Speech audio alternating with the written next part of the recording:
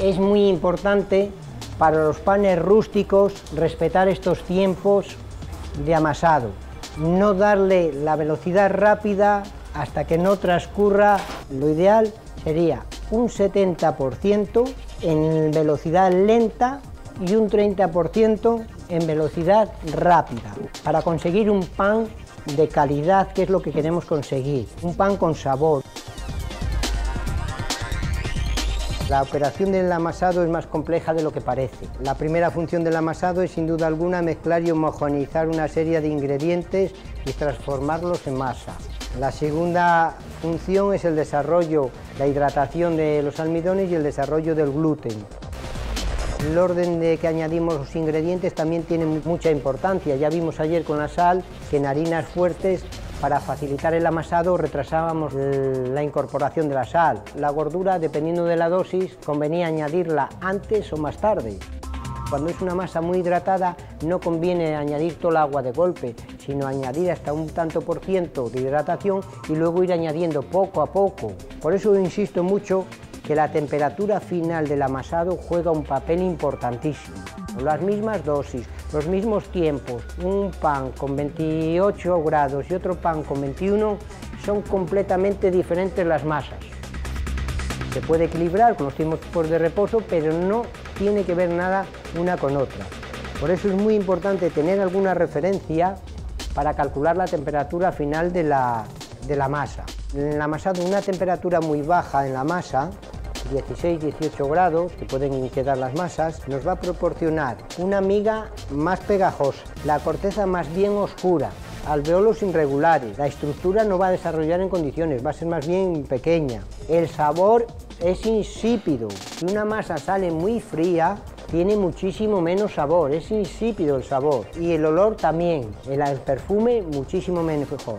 Estamos hablando de masas entre 16, 18, 20 gramos. ¿Qué estamos viendo con esto? Que las masas que quedan muy frías, a lo mejor pueden tener un aspecto bonito, pero no tienen perfume, ni sabor, ni aroma. Una masa que sale entre una temperatura 22-24 grados, que es una temperatura bastante buena, la masa tiene una consistencia más elástica. La corteza es un color amarillento, una corteza bonita. Los alveolos es unos alveolos irregular, bien. La estructura es elástica. El sabor es propio del pan, del cereal, y el olor lo mismo.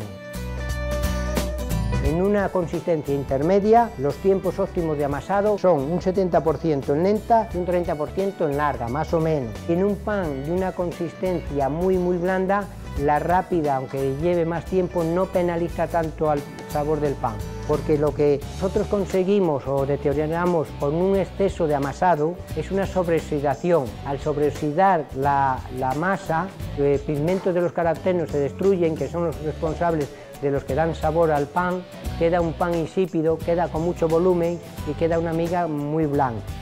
Con la autolisis lo que vamos a ganar, lo primero es acortar el tiempo de amasar. Lo segundo, lo vamos a moldear bastante mejor, porque vamos a conseguir más elasticidad. Lo tercero, en la fermentación va a fermentar mejor y en el horno vamos a desarrollar y conseguir más volumen. Vamos a hacer dos masas de 5 kilos, una harina intermedia, una con autolisis y otra sin autolisis. Entonces ahora lo primero que vamos a hacer es la autolisis de la primera masa. Mirad, esto es la autolisis, harina y agua únicamente. Dejamos reposar mínimo 30 minutos. La autolisis se hace para conseguir más elasticidad, acortar los tiempos de fermentación y ganar más volumen en el horno. Hemos mezclado la harina y el agua únicamente 5 minutos, la sacamos de la amasadora, dejamos reposar. Cuando hagamos la autolisis es recomendable mínimo 30 minutos y máximo 6 horas. Se puede hacer con toda la totalidad de la masa o entre un 20 y un 25 de masa, del total de la masa, conservándola en frío de un día para otro. La masa de pan francés, que estamos haciendo en las mismas condiciones, hemos hecho la autolisis, que lleva media hora, y ahora echamos la levadura, la sal y la masa madre.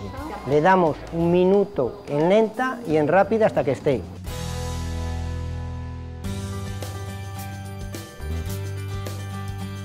Conseguir alveolado grande o más pequeño depende de varios factores. Primero, el tipo de harina. Con una harina muy floja no podemos conseguir un alveolado grande, es muy complicado. Segundo, el amasado, la hidratación. Cuanto más hidratación echemos, mayor alveolado. Cuanto menos agua echemos, menos hidratación, alveolado más tupido. Y luego la temperatura de la masa. Cuanto mayor sea la temperatura alta vuelve al gluten tenaz. Entonces, cuando el pan entra en el horno y el gluten es tenaz, no desarrolla. Si la temperatura es más baja, tampoco en un término medio que no se debilite mucho, un extremo medio, 22, 24 grados, el gluten en el horno es más extensible.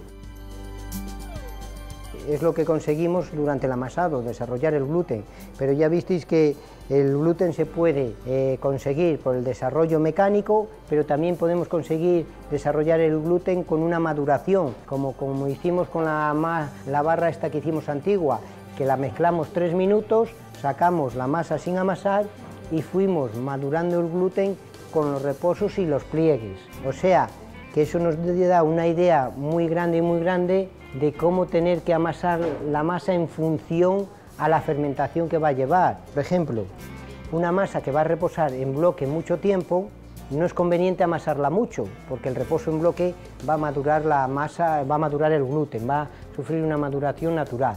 Ahora, una masa que no va a reposar en bloque y va a llevar un proceso bastante rápido, sí conviene amasar la masa hasta su punto óptimo. Cuando hablamos de las grasas, sean líquidas o sólidas, siempre conviene añadirlas ya cuando está un poco formado el gluten.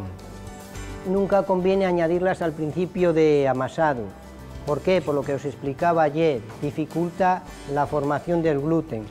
Si lo añadimos ahora, que ya está formado un poco el gluten, facilitamos el amasado. Ahora sí que os queréis mirar, 3 minutos de amasado o 4, mirad cómo queda la masa. No hemos formado el gluten. Ya veréis que cuando lo sacamos no había nada formado. A medida que le vamos dando los pliegues se va a ir formando el gluten. La temperatura aquí muy importante porque la fricción del agua es nula. Añadir el agua a una temperatura que nos quede la masa como nos ha quedado, a 26 grados. Y ahora tenemos el pan de 100% viga. Tenemos que tener cuidado ahora al amasarlo, porque los almidones están muy agrietados, el tiempo de amasado va a ser muy corto.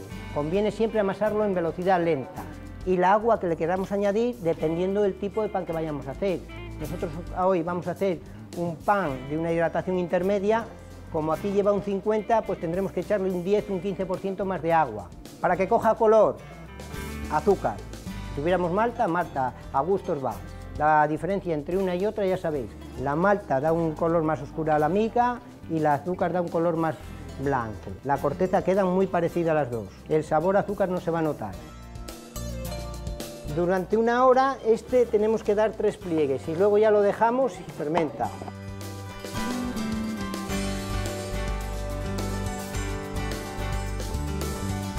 Mirad, si cogemos y hacemos la prueba ya, ¿os acordáis que cuando lo sacamos hacíamos la prueba y estaba sin formar el gluten? Es el primer pliegue que damos y ya se está formando el gluten. A medida que vamos dando los pliegues se va formando. Fijaros que es el primer pliegue, ya veréis que a medida que va madurando aquí se va formando mejor. Otros 15 minutos, otro pliegue y así sucesivamente. Mirad ya si formamos el gluten, si cogemos el gluten, mirad ya cómo se ha formado. ¿Os acordáis la primera vez cuando lo sacamos? Ahora ya dejaríamos fermentar ya el pan para formar el gluten.